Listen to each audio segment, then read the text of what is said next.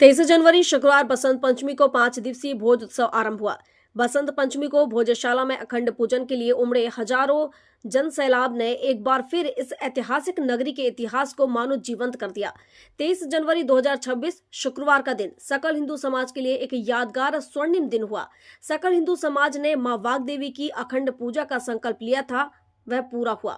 23 जनवरी बसंत पंचमी को भोजशाला में अखंड पूजा अर्चना के साथ आरंभ हुए भोज उत्सव का 27 जनवरी मंगलवार को भोजशाला में सत्याग्रह स्थल पर हनुमान चालीसा का पाठ किया गया, जिसमें बड़ी संख्या में माता बहनों के साथ साथ सकल हिंदू समाज ने भाग लिया। इस अवसर पर भोजशाला मुक्ति यज्ञ के संयोजक पंडित गोपाल शर्मा ने बसंत पंचमी को सूर्योदय से सूर्यास्त तक भोजशाला में शांति पूर्वक अखंड पूजा के सफल आयोजन पर सभी के प्रति धन्यवाद एवं आभार व्यक्त किया। भोजशाला में निर्विघ्न रूप से संपन्न हुई अखंड पूजा को सकल हिंदू समाज की जीत बताया गया।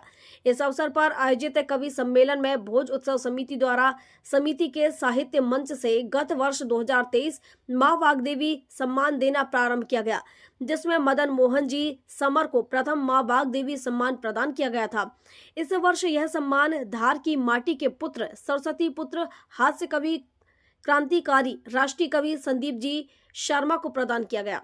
प्रशस्ति पत्र का वाचन समिति के महाप्रबंधक हेमंत दौराया ने किया। कवि सम्मेलन में उपस्थित राष्ट्रीय कवि सत्यनारायण सत्तन गुरु देवकृष्ण जी व्यास द्वारा सम्मानित संदीप जी शर्मा को प्रशस्ति पत्र के रूप में द्वितीय मां वाग्देवी सम्मान प्रदान किया गया। 5 दिवसीय भोज उत्सव का मंगलवार को कन्यापाद पूजन एवं कन्या भोजन के साथ समापन हुआ। 23 जनवरी 2026 शुक्रवार का दिन इस धारा नगरी और धार जिले के लिए एक यादगार अविस्मरणीय पल हुआ है। पूरा सकल हिंदू समाज जिसने अपने संकल्प की पूर्ति के लिए इस भोजशाला में मां वाग्देवी के पूजन अर्चन के साथ अखंड पूजा का आह्वान किया था और अखंड पूजा की। 5 दिवसीय कार्यक्रम में शुरू दिन यहाँ पर अखंड पूजा हुई। 24 तारीख को सुंदरकांड हुआ। 25 तारीख को खाटू श्याम जी की भजन संध्या हुई।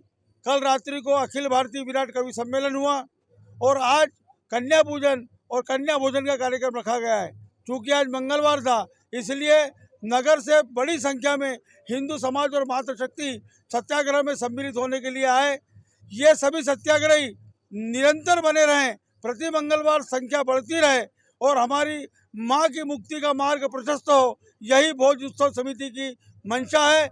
और इसी हिसाब से आज हमने अखंड पूजा की है। कल माँ की यहाँ पर पुनर्स्थापना भी होगी, भोजशाला का गौरव भी लौटेगा। आज कन्या भोजन और कन्या पूजन के साथ में 5 दिवसीय भोज उत्सव का समापन कार्यक्रम संपन्न होगा।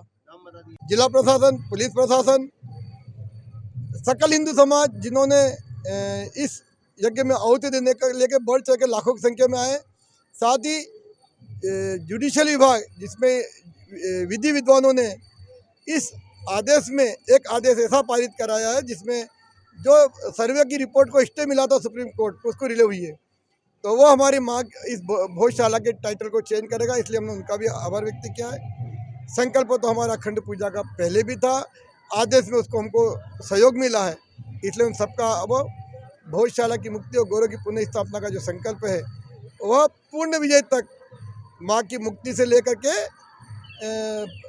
राजा भोज के काल की भोजशाला तक का जो स्वरूप है वो जब तक प्राप्त नहीं होता तब तक यह संकल्प की पूर्ति होती रहेगी। साथ ही उनको संकल्पित कराया है कि मैं लंदन में कैद, माँ की पीड़ा भी बताई है कि मैं लंदन में कैद, मेरा घर शासन की कैद, और हम दोनों हिंदू समाज की उदासीनता के कारण कैद। तो माँ को इस बसंत पंचमी हमने आश्वासन दिला दिया धार के हिंदू समाज ने कि माँ के बेटे उदासीन नहीं है, तेरे आने की राह देख रहे हैं।